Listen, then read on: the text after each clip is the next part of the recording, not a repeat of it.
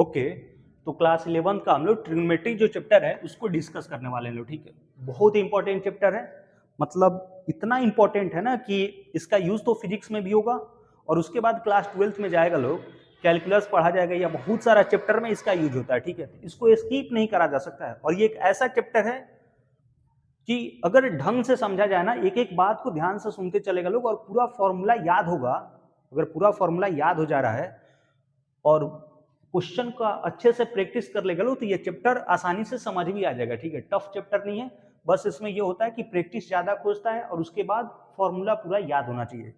तो एक एक करके हम लोग अच्छे से इस चैप्टर को डिस्कस करने वाले हैं लोग, एकदम बेसिक लेवल से लेकर IIT JEE एडवांस लेवल तक इस चैप्टर को हम लोग डिस्कस करने वाले हैं लोग, ठीक है।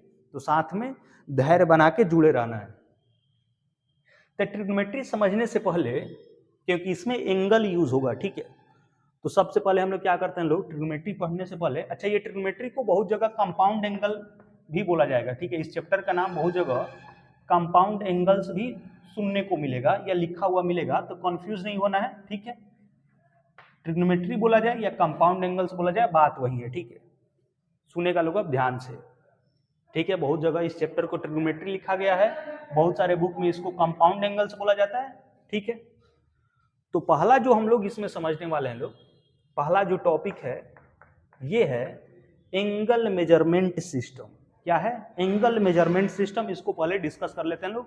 तो फर्स्ट नंबर में हेडिंग डालना है, नंबर वाइज इसको हम लोग हेडिंग डालते चलेंगे लोग, ताकि मतलब बाद में रिवाइज करते टाइम दिक्कत ना हो, ठीक है। तो फर्स्ट नंबर में हेडिंग डालना है angle measurement system. Angle measurement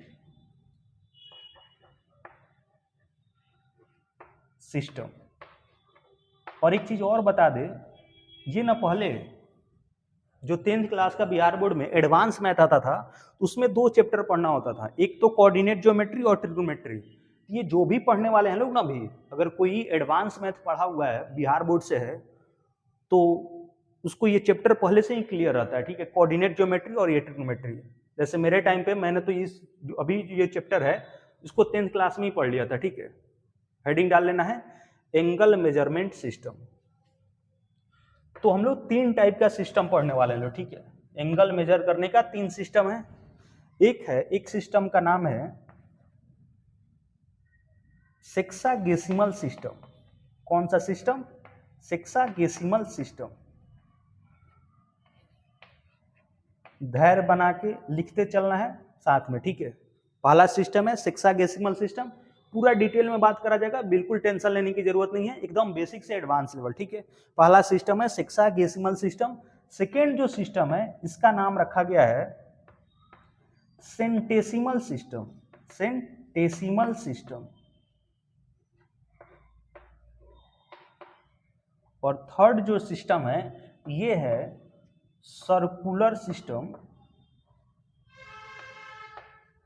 या इसी को एक और नाम से जाना जाता है और रेडियन सिस्टम, ठीक है। Radian system.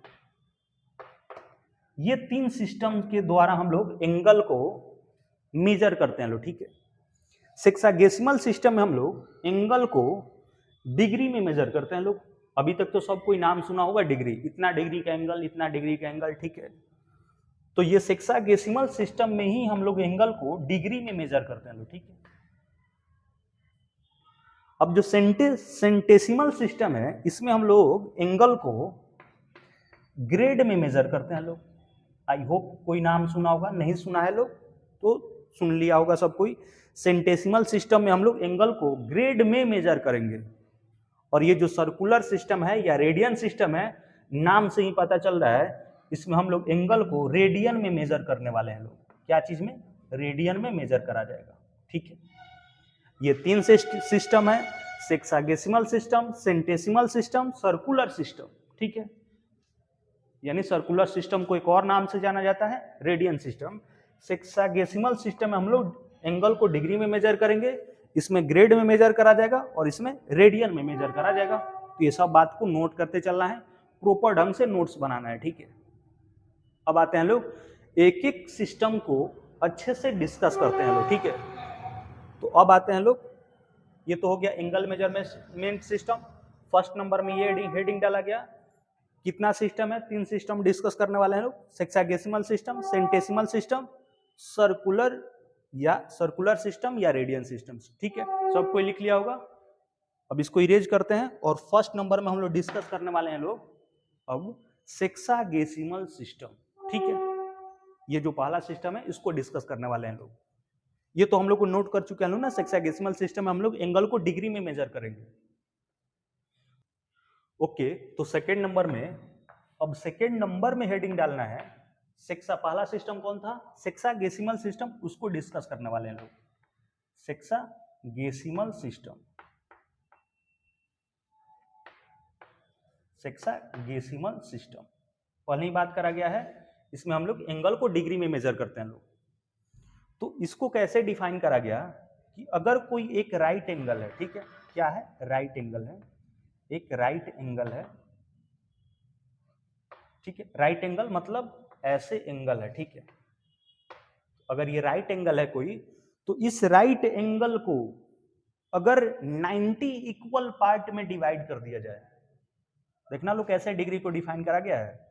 अगर कोई ये राइट एंगल है, ऐसे सीधा दो लाइन को राइट एंगल बोला जाता है, ठीक है, तो अगर यहाँ ये जो एंगल बनाया हुआ है इसको राइट एंगल बोला जा रहा है, तो अगर कोई राइट एंगल है उसको 90 इक्वल पार्ट में अगर डिवाइड कर दिया जाए तो जो एक छोटा सा एंगल बनेगा उसको बोला जाएगा 1 डिग्री इनका एंगल है। कितना डिग्री का एंगल है? 1 डिग्री का एंगल है।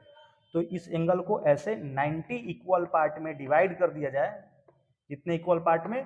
तो 90 इक्वल पार्ट में, ठीक है, 90 इक्वल पार्ट्स में डिवाइड कर दिया जाएगा, तो ये जो छोटा सा एंगल बनेगा उसी को बोला जाता है 1 डिग्री का एंगल है। ठीक है, ऐसे डिफाइन करा गया। अब सुनना लो ध्यान से। अब हम लोग को ये पता चला कि अगर एक राइट एंगल है, यानी 1 राइट एंगल है, इसको क्या करा गया? 90 इक्वल पार्ट में डिवाइड करा गया। 90 इक्वल पार्ट्स में जब डिवाइड करा गया तो जो एक छोटा सा एंगल मिला उसको क्या बोला गया? 1 डिग्री का एंगल बोला गया। ठीक है, अब ये छोटा सा जो 1 डिग्री का एंगल मिला है फिर उसको 60 पार्ट में डिवाइड कर देना है। क्या करना है? ये जो छोटा सा 1 डिग्री का जो एंगल मिला है उसको फिर 60 पार्ट में डिवाइड कर देना है। 60 इक्वल पार्ट में डिवाइड कर देना है, तो जो छोटा सा पार्ट मिलेगा उसको बोला गया 1 मिनट का एंगल है। क्या बात बोला गया? कि अगर 1 डिग्री का एंगल है, इसको कितने इक्वल पार्ट में डिवाइड करना है? 60 इक्वल पार्ट में डिवाइड करना है। 60 इक्वल पार्ट्स में जब इसको डिवाइड करा जाएगा तो जो छोटा सा एंगल मिलेगा उसको बोला जाएगा 1 मिनट का एंगल है। 1 मिनट को लिखा जाएगा 1 और ऊपर एक डैश दिखा दिया जाएगा। ठीक है, तो ये 1 मिनट को डिनोट करने का तरीका हो गया। अब सुनेगा लोग फिर ध्यान से। अब ये जो 1 मिनट का एंगल आया उस मतलब ये 1 डिग्री से भी छोटा आया, और ये जो 1 मिनट का एंगल आया इसको फिर 60 पार्ट में डिवाइड करा गया। क्या बोला जा रहा है?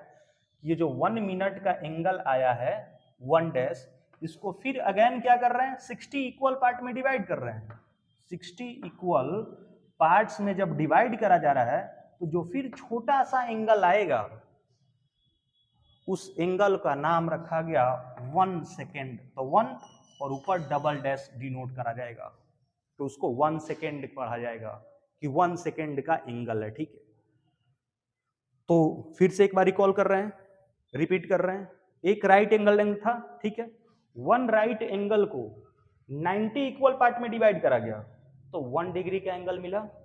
जब 1 डिग्री का एंगल मिला फिर उसको 60 इक्वल पार्ट में डिवाइड करा गया तो 1 मिनट का एंगल मिला, और 1 मिनट को अगेन 60 इक्वल पार्ट में डिवाइड करा गया तो 1 सेकेंड का एंगल मिला।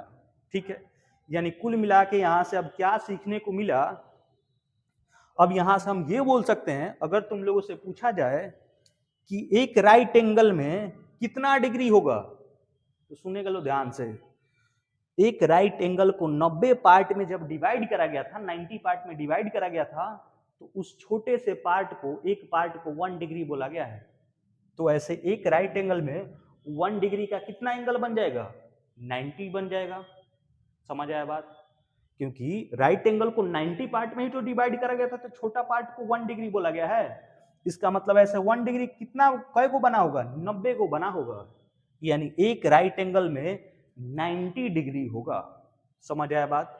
तो पहला बात तो हम लोग को ये पता चला कि यहां से कि 1 राइट एंगल जो है ये कितने डिग्री के बराबर हो गया, तो 90 डिग्री के बराबर हो गया। ठीक है, अब सुनेगा लोग अगला बात क्या बोला जा रहा है।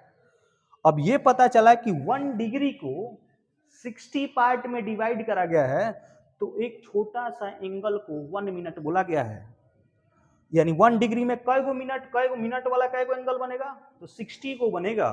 यानी यहां से अब ये सब किसी को चमक गया होगा कि 1 डिग्री में तो 60 मिनट होगा, क्योंकि 1 डिग्री को 60 पार्ट में जब डिवाइड करा गया है तो एक छोटा पार्ट को 1 मिनट बोला जा रहा है, तो ऐसे कै गो बनेगा पार्ट, 60 पार्ट बन जाएगा। तो इसलिए बोला जाएगा कि 1 डिग्री में कितना मिनट होगा, 60 मिनट होगा। आई होप समझ आ रहा होगा सब किसी को, एकदम सिंपल एक्सप्लेन करा जा रहा है, एक एक बात को ध्यान से सुनते चलना है। ठीक है, अब एक बात और यहां से सीखने को मिला कि 1 मिनट को 60 इक्वल पार्ट में डिवाइड करा गया तो 1 सेकेंड आया, तो अब तुरंत सब किसी उसको चमक गया होगा, यहां से बोला जा सकता है कि 1 मिनट में कितना सेकंड होगा, तो 60 सेकंड होगा। 60 यानी डबल डैश, तो इसको 60 सेकंड पढ़ा जाएगा।